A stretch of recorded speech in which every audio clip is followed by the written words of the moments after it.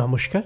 বাংলা সাহিত্য চর্চার গল্প পাঠের আসরে আজকের নিবেদন মানিক বন্দ্যোপাধ্যায়ের লেখা বাগদিপাড়া দিয়ে। শুনতে থাকুন আজকের গল্প বাগদিপাড়া দিয়ে। ভর দুপুরে দুলে বাগদি নায়েব মশাই শ্রীমন্ত সরকারের ঘরের দাওয়ায় সাগ্রহ প্রতীক্ষায় বসে আছে। ছেলের মতো যত্নে পাশে তার পাকা বাঁশের লাঠিটি শোয়ানো। অনেক তেল আর অনেক স্নেহে পাকানো সেই লাঠি। কর্তাবাবুর হুকুমে বিদ্রোহী প্রজার মাথা ফাটিয়ে রক্ত মেখে পোক্তও যে হয়নি এমন নয়। লাঠিটা হাতে নিয়ে দুলে সেই সকালবেলা বাগদিপাড়া থেকে বেরিয়েছিল। কাছারি বাড়ি গিয়েছিল কর্তাবাবুকেই তার দুঃখ আর নালিশ জানাতে। জমিদার অনুকূল তার নালিশ নিবেদন কানেও তোলেননি। তার গুরুতর কিছু বলার আছে টের পেয়েই হুকুম দিয়েছিল, শ্রীমন্তর কাছে যা দুলে, যা বলতে চাস শ্রীমন্তকে বল, পরে আমি শুনব ক্ষণ। শ্রীমন্ত বলেছিল, কিরে দুলে, বুড়ো বয়সে আবার কোনো ছুরির সাথে অঙ্করে ফ্যাসাতে পড়েছিস নাকি? এখন বাবু আমি বড় ব্যস্ত, আমার বাড়ি যা, পরের বেড়াটা ভেঙে গেছে, সেরে দিবি যা ততক্ষণ। কাছারির কাজ সেরে আসছি, তোর নালিশ শুনব। পূবে হেলানো গাছে মাথা ঘেঁষা সূর্য তার মাথার উপরে আকাশে মাঝখানে চড়া পর্যন্ত দুলে নায়েববাবুর বাড়িতে বেগার খেটেছে, বাগানের বেড়া সারিয়েছে। অন্য বাড়িতে চুক্তি করে নিলে এই কাজের জন্য সে কম করে ৮ আনা মজুরি পেত। কিন্তু বেলগাছে দেবতা থাকেন দুলের, তিনি সর্বশক্তিমান ভগবান, এবং সেই জন্যই দুলে বাগদিপাড়ায় প্রধান। ওই বেলগাছের দেবতা বা দৈত্যকে সে মানে বলেই জমিদার আর নায়েব গোমস্তা তাকে পায়ের গোলাম হতে দিয়েছে, বাগদিপাড়ায় প্রধান করেছে। বেগার তাকে খাটতেই হবে। শুধু তাকে কেন, বাগদিপাড়ার মেয়ে মদ্য কারও বেগার না খেটে রেহাই নেই। অনেক বেলায় বাড়ি ফিরে শ্রীমন্ত বলেছিল, একটু বস বাবা, চট করে নিয়ে খেয়ে নি, তারপর তোর নালিশ শুনব। তোদের ভালো করতে করতে হারামজাদা আমি যে মারা গেলাম। দুলে সেই থেকে বসে আছে। মাঝ দিনের মাথার উপরে সূর্য ধীরে ধীরে পশ্চিমে ঢলতে আরম্ভ করেছে। তবু নীরবে বিনা প্রতিবাদে অপেক্ষা না করে তার উপায় কি? গ্রামের বাইরে যেখানে মেয়েদের পায়ের আধখানা মলের মতো বাঁক নিয়েছে নদী, সেইখানে ঘন বাঁশঝাড়, জলা জঙ্গল ভরা জমিতে বাগদিপাড়া। সে পাড়ায় সে প্রধান। সেটা তো বেলগাছের দেবতা জমিদার আর নায়েববাবুর দয়াতেই। তার রাজ্যে ওই বাগদিপাড়ায় আজ যখন বিদ্রোহ মাথা চাড়া দিয়ে উঠেছে, তার যখন খটকা লেগেছে ব্রাহ্মণ, জমিদার, নায়েব, ভগবান, ইংরেজ রাজ তাকে আর কতদিন প্রধান করে রাখতে পারবে, তখন এভাবে শ্রীমন্তর বাড়ি এসে বেগার খেটে ধন্না না দিয়ে তার উপায় কি? তার রাজ্য যে যায় যায়। খাটুনি, খিদে আর মনের কষ্টে তার মাথা ঘুরছে। অর্ধেক দিন প্রতীক্ষা করালো, একবেলা বেশি বেগার খাটালো, এক মুঠো গুড়মুড়ি পর্যন্ত জল খেতে দেয়নি। এত বেলায় এসে তাকে বসিয়ে রেখে নিজে আরামে নাইতে খেতে গেল। তা হবে বই কি, বেলগাছের দেবতার মতোই এরা নিষ্ঠুর। আহা, নিষ্ঠুর বলে অত্যাচারী বলেই তো এরা দেবতা। ভুঁড়িতে আলগা করে লুঙ্গি আটকে হুঁকো টানতে টানতে শ্রীমন্ত এসে জল চৌকিটাতে ধপাস করে বসে। ধোঁয়া ছাড়তে ছাড়তে বলে, চটপট বল দেখি কি ব্যাপার, প্যানাসনি, এক কথায় বল। তোদের নালিশ শুনতে শুনতে প্রাণ বেরিয়ে গেল। হারামজাদা বজ্জাতের দল, ঘুম পেয়েছে বাবু আমার। ঘরের ভেতর থেকে মেয়েলি কণ্ঠে ঘুম পাড়ানি ছড়া শোনে। আয় রে ঘুম, চায় রে ঘুম, বাগদিপাড়া দিয়ে বাগদিদের ছেলে ঘুমোলো জাল মুড়ি দিয়ে।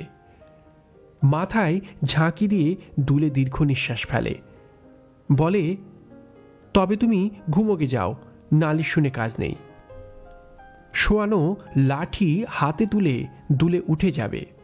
ব্যাপার বুঝে সচেতন হয়ে শ্রীমন্ত হঠাৎ দারুণ আতঙ্কে বলে বসে, রাগিস কেন? তুই আর আমি কি তফাৎ? তুই আমার পুত্রতুল্য, আমি হলাম তোর বাপ। বাপের পরে কি গোসা করে রে বেটা? কি বলছিস বল? বলবো কি? দারুণ অভিমানে লাঠি আবার শুইয়ে রেখে হাত জোড়ো করে দুলে বলে, একদল বদবেজাত যে বাগদিপাড়া নস্টাত করে দিচ্ছে, সেদিকে তোমরা গা করবে না? কারখানায় খাটতে যায় সব বনে সেগুলো, বাগদি সমাজ ছাড়খাড়ে দিলে কি বলে শুনবে? বল না শুনি। বলে, মোরাও মানুষ, রাজা মানুষ, দেবতা মানুষ, বাবুলোক মানুষ, মোরাও মানুষ, মোরা ছোট কিসে? বলে তো হয়েছে কি? হয়েছে কি? ঠাকুরের থানের বাঁধ কাটতে চায়, এই হয়েছে। ঠাকুরের থানের এই অপমানের কথা উচ্চারণ করতে হলো বলেই নিজের দুকান মোলে দুলে শিউরে ওঠে। বলিস কি রে, কবে কাটবে? অনেকে গুঁই গাঁই করছে, তাইতে ভরসা পাচ্ছে না, নইলে কবেই কেটে দিত। তবে রাত দিন জপাচ্ছে, ইয়াকে ওয়াকে রাজি করাচ্ছে। বেশি দিন আর সামলানো যাবে মোর ভরসা নাই, তোমরা এবারে বিহিত করো। বাগদিপাড়া জলার কাছে, প্রায় জলার মধ্যেই। প্রতি বছর বর্ষায় জলার জল পাড়ায় ওঠে। আবদ্ধ জল পচতে পচতে 1 আঙুল 1.5 আঙুল সরতে সরতে আর এক বর্ষার আগে শুধু কিছুদিনের জন্য খানিকটা সরে যায়। তফাতে নিচু জমির স্বাভাবিক জলা, চারিদিকে জমি উঁচু, জলা ওখানে থাকবেই। পশ্চিমে জমি শুধু একটু কম উঁচু। আগে ওই দিকে জলার কিছু বাড়তি জল বেরিয়ে যেত, বর্ষার জল পাড়া পর্যন্ত উঠত না। বহুকাল আগে, সে কতকাল কারো আজ স্মরণ নেই, এক ব্রাহ্মণ সন্ন্যাসী পশ্চিম দিকে এক জায়গায় 30 লম্বা, 10-12 হাত চওড়া এবং 5-6 হাত উঁচু একটি বেদি বানায়, ইট আর মাটি দিয়ে। তার নাকি স্বপ্নাদেশ হয় যে বাগদি সমাজের চিরদিনের কল্যাণের জন্য ওখানে শিবাই ঠাকুরের বেদি স্থাপন করতে হবে। এবং এমন আশ্চর্য ব্যাপার, স্বপ্নাদেশের খবর শোনা মাত্র জমিদার স্বয়ং উদ্যোগী হয়ে টাকা আর লোক দিয়ে তাড়াতাড়ি বেদিটা বানিয়ে দেয়। মহাসমারোহে বেদিতে ঠাকুর প্রতিষ্ঠিত হয়। বাগদিদের মধ্যে নেশা, উত্তেজনা আর উল্লাসের সীমা পরিসীমা থাকে না। সেই থেকে ওই ঠাকুরের থান তাদের সমস্ত ধর্মকর্ম, সামাজিক অনুষ্ঠানের সঙ্গে জড়িয়ে আছে। এবং সেই থেকে বর্ষাকালে জলা ভরে উঠবার পর বাড়তি জল ঠাকুরের থান ডিঙিয়ে চিরদিনের মতো বেরিয়ে যেতে না পেরে পাড়ার মধ্যে ঢুকে জমা হতে শুরু করেছে। ঠাকুরের বেদি জল আটকানোই জমিদারের কি লাভ হয়েছে সেটা প্রত্যক্ষ, সবাই জানে। তবে এসব ব্যাপার জেনেও না জানাই নিয়ম। বাগদি পাড়ার মঙ্গলের জন্যই খরচপত্র করে জমিদার ঠাকুরের থান বানিয়ে দিয়েছে, এটা সত্য বলে মানাই নিয়ম। শ্রীমন্তের কিঞ্চিত আগ্রহ জাগে, হাই তুলে বলে, কি বলে জপাচ্ছে? ঠাকুরের থান তো বেগার তেভাগা নয়। দুলে তার ঝাঁকড়া চুল পেছনে ঠেলে দেয়। চুলে তার কটা রং ধরেছে, বিশেষ পাল পার্বণে কদাচিৎ একটু তেল পড়ে। চুলে অসংখ্য উকুনের বাসা। মাঝে মাঝে যখন সে পাগলের মতো মাথা চুলকায়, তখন মনে হয় রাগে বুঝি নিজের চুল ছিঁড়ছে। শোনো তবে কি বলে। পাপ কথা মুখে উচ্চারণ করতে মোর গা কাঁপে। বলে, মোরা খাঁটি খায়, ছোট কিসে? মোরা সজ্জাত হব, মোরা বজ্জাতি ধরম মানব নাই। সজ্জাত কিরে? ঠাকুরমশাইরা, তোমরা বাবুরা যে জাত, তার চেয়ে উঁচু জাত, ভালো জাত। ও সজ্জাত, উঁচু জাত। দুলে মাথা হেলিয়ে সায় দেয়, হ্যাঁ সজ্জাত। বলে ব্রহ্মাণ্ড সংসার পাল্টে গেছে, বামুনের চেয়ে সেরা জাত এসেছে পৃথিবীতে, মজুরের জাত, খাটিয়ের জাত। যে খাটবে সে জাতের লোক, বাস। আর সব বেজাত বজ্জাত। কেন না তারা চোর ছ্যাঁচোর। কেন না যারা খাটে তাদের অন্ন চুরি করে খায়। চোর বেজাতের দেবতা ধরম মোরা মানি না, মোরা সজ্জাত। বলতে বলতে দুলে বাগদি কেঁদে ফেলে। কুলি খাটা ছোঁড়াছুড়ি মোর পাড়া সমাজ বেদখল করলে গো, তোমরা এর বিহিত করো। ভাত খেয়ে তামাক টানতে টানতে শ্রীমন্তের ঢুল আসছিল। দুলের বিবরণ শুনে বিশেষ সে বিচলিত হয় না। বাগদিপাড়ায় আবার বিদ্রোহ, জোয়ানদের মধ্যে কিছুটা বেয়াদবি বেড়েছে, এই পর্যন্ত। দুটো গুঁতো খেলে ঢিঠ হয়ে যাবে। সমাজের মাতব্বর নিজে অনুগত থাকে, 10 জনকে অনুগত রাখে। সেজন্য দুলের নালিশের প্রতিকারের ব্যবস্থা একটা করতে হবে। কিন্তু 10 জনকে বশে রাখার যোগ্যতাও অবশ্য মাতব্বরের কিছুটা থাকা দরকার। মাতব্বরের এতটা নরম হলে কি চলে? শ্রীমন্ত ধমকে বলে, কাঁদিস না বেটা, মেয়ে ছেলের মতো কাঁদতে লেগেছে, সাধে কি তোকে কেউ মানে না? দুলে ভাবাবেগ সামলে মাথা উঁচু করে গর্বের সঙ্গে বলে, তোমরা হলে মা বাপ, তোমাদের ঠেঁ কাঁদতে পারি না তো দুলে বাগদি কেমন মরদ 10টা গাঁয়ের মানুষ জানে। শ্রীমন্ত একটা অবজ্ঞাসূচক আওয়াজ করে বলে, মরদ যদি তো ওদের ধরে ঠেঙে দিতে পারিস না বেটা। উই তো মোর পোড়া কপাল।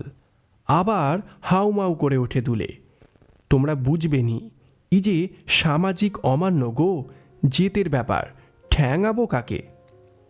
সামাজিক বৈঠক ডেকে বিচার ও শাস্তির ব্যবস্থা করার চেষ্টা কি আর করেনি দুলে? কিন্তু কে মানছে বিচার? কে মাথা পেতে নিচ্ছে শাস্তি? যাদের জাতে ঠেলবে, একঘরে করবে, তারাই যে বর্জন করেছে যে কজন দুলের পক্ষে আছে তাদের। খুঁটিতে বেঁধে যে ঠ্যাঙাবে, মাথা মুড়বে, ছ্যাঁকা দেবে, তার উপায় কোথায়? ওরাই যে উল্টে তাদের পিটিয়ে দেবার মতো দলে ভারী। দুলে বরং জাত, ধর্ম, ঠাকুর দেবতা, চিরকালের রীতিনীতির কথা বুঝিয়ে বুঝিয়ে কারণে অকারণে পচাই খাওয়া সামাজিক পরব ফুর্তির ব্যবস্থা করে তাতে মেয়ে মদ্যের মেলামেশার নিয়মনীতি আরও শিথিল করে কিছুটা প্রভাব প্রতিপত্তি বজায় রেখেছে। নইলে সব চুরমার হয়ে যেত এতদিনে। কিন্তু মোরার ক্ষমতা নাই, এবারে তোমরা বিহিত করো। শ্রীমন্তের ঢুল আসছে আবার। সে বলে, আচ্ছা আচ্ছা, সে হবে ক্ষণ, ভারী সব মস্ত লোক, তার আবার বিহিতের ভাবনা। কে কে পাণ্ডা হয়েছে নাম বলতো? বিষে, শিবু। উপরে ভাদ্র শেষের মাথা ফাটা রোদ, তলায় বর্ষার পরিপূর্ণ জ্বালা। পুকুর ভিজে মাটি থেকে গরম ভাব উঠছে। বাগদিপাড়ার দিকে চলতে চলতে হিংসার আনন্দে চোখে প্রায় ঝাপসা দেখতে থাকে দুলে। হোক বিহিত, চরম বিহিত হোক। তার প্রতিপত্তি, তার অধিকার নষ্ট হবার বদলে বাগদিপাড়াটাই যদি আগুনে পুড়ে ছাই হয়ে যায়, তাতেও দুলের আপত্তি নেই। তার সমস্ত দেবতা অপদেবতাদের কাছে দুলে মাথা কপাল খুঁড়ে প্রার্থনা জানায়, সজ্জার যারা তারা তার শত্রু, তারা ধ্বংস হয়ে যাক। দেবতার রোষ, পিতৃপুরুষের কোপ, জমিদার পুলিশের ক্রোধ হয়ে তাদের ধ্বংস করে দিক। মনে মনে দুলে অনেক কিছু মানত করে। বাগদিপাড়ার জলকাদা শীতকালের আগে শুকোয় না, শুকোবার আগে পচে যায়। গ্রামের বাইরে নিচু জমিতে তাদের কুঁড়ে বাঁধবার ঠাঁই, সাত করে কোনো মানুষ যেখানে কখনো থাকে না। বহু কাল আগে বাগদিরা যখন রাজার হয়ে লড়াই করত, তখন রাজা জমিদারের প্রজা ঠেঙানো লেঠেল, পুলিশ আর বেগারদারির বিনিময়ে সামান্য জমি পেয়েছিল। নামমাত্র একটা বৃত্তির ব্যবস্থা ছিল। লাঠি মাঝে মাঝে তারা আজও ধরে, তবে পেশা হিসাবে তুচ্ছ হয়ে গেছে। জমির টুকরো নানাভাবে খসে গেছে তাদের দখল থেকে। বৃত্তির বদলে পুজো পার্বণে চিঁড়ে মণ্ডা সিধে পায়, কিন্তু রীতি হিসাবে বেগার খাটা আজও ঠিক বজায় রয়ে গেছে। আর আছে তাদের কিছুটা দুর্ধর্ষ, বন্য ও বোকা করে রাখার জন্য খাওয়া, পড়া, চলা ফেরা, ধর্মকর্ম, সমাজ গড়া ইত্যাদি ব্যাপারে যেসব বর্বর রীতিনীতি ব্যবস্থা চাপানো হয়েছিল তার অবশিষ্ট পরিশিষ্ট আছে। মানে এই যে সেদিনও ছিল, যুদ্ধের বাস্তব ধাক্কায় এখন যায় যায় অবস্থা। কাছাকাছি যুদ্ধকালীন কারখানা বসায় ধাক্কাটা লেগেছে প্রচণ্ডভাবে। জীবিকার তাগিদে বুড়ো আর মাতব্বরের বাধা নিষেধ অমান্য করে কারখানায় খাটতে গিয়েছে অনেকে। হয়ে এসেছে পুরনো অচল সমাজ ভাঙা বোমা। নতুন আশা আর নতুন ভবিষ্যতের ইঙ্গিত পেয়ে কি অদ্ভুতভাবে যে প্রাণবন্ত সচেতন হয়ে উঠেছে অন্ধকারের বদ্ধ পশুগুলি। তারা মাতিয়ে দিয়েছে বাগদিপাড়ার পচাই খাওয়া মেয়ে পুরুষকে। যথেচ্ছাচারী ব্রাহ্মণের ছায়াভীরু, অপদেবতার আতঙ্কে বিহল, মারামারিতে পটু, ক্ষেতমজুর, জেলে, মাঝি, চাটাইমোনা, ঘরামি খাটা বাগদিদের। উঁচুতলার মানুষের আচার নিয়মের বাঁধন থেকে মুক্তি ভোগ করার ফলে এতদিন যা ছিল তাদের বর্বরতার পাশবিক সাহস, রাজার জন্য লাঠি হাতে খুন করতে, খুন হতে ভয় না পাওয়া, চেতনার ছোঁয়াচ লাগা মাত্র তা পরিণত হতে আরম্ভ করেছে তেজে। আজকেই এই তেজের প্রমাণ দুলে প্রত্যক্ষ করে। দুপুরে এই প্রচণ্ড রোদে শতাধিক বাগদি মেয়ে পুরুষ কোদাল খন্তা নিয়ে ঠাকুরের থান খুঁড়ছে। একপাশে 4-5 হাত চওড়া সুড়ঙ্গ কাটছে বেদিতে। এ কি দুঃস্বপ্ন দেখালে ঠাকুর? এ কি সর্বনাশ ঘটালে? বাগদি সমাজের বিদ্রোহ দমনের বিহিত করতে এক সকাল সে কর্তাবাড়ি আর নায়েববাবুর বাড়ি ধর্ণা দিয়েছে। তার মধ্যে জগৎ ওলটপালট হয়ে গেল। অপরাধ কি হয়েছে কোনো? ঠাকুরের থানে ধর্ণা দিতে সে কসুর করেনি। হত্যা দিয়ে পড়ে থাকতে থাকতে তার যখন মনে হয়েছে, ঠাকুর নিজে ফিস ফিস করে সিস দিয়ে আদেশ দিলেন কর্তাবাবুর কাছে বিহিতের ব্যবস্থা করতে যাওয়ার জন্য, শুধু তখনই তো সে ওদিকে ধর্ণা দিতে গিয়েছে। উন্মাদের মতো ছুটে গিয়ে দুলে চিৎকার করে, সর্বনাশ হবে, সর্বনাশ হবে, ঠাকুরের থানে কোদাল ছোঁয়ালি। শিবু কোদাল ধরে সোজা হয়ে দাঁড়িয়ে বলে, বাবুদের ঠাকুর ঘরে নালা থাকে, মোরা একটা জল নিকাশের নালা করে দিচ্ছি। ঠাকুরের থান তোমার ঠিক রইবে। পালা পালা সব, কর্তাবাবুকে খবর দিয়েছি, পুলিশে আসছে, মিলিটারি আসছে, পালা পালা সব পালা। সকলে এক মুহূর্তের জন্য স্তব্ধ হয়ে যায়। দুলালি কচি বয়সে কারখানায় খাটতে গিয়ে জাত ধর্ম সব নষ্ট করেছে।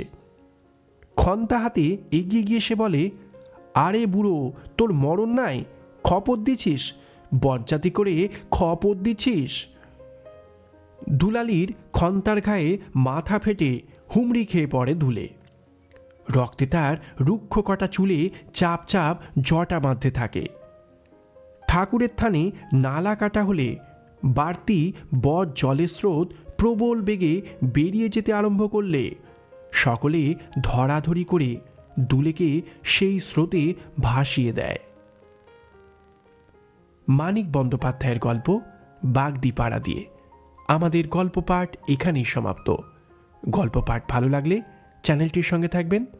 বাংলা সাহিত্য চর্চার সঙ্গে থাকার জন্য সকলকে ধন্যবাদ।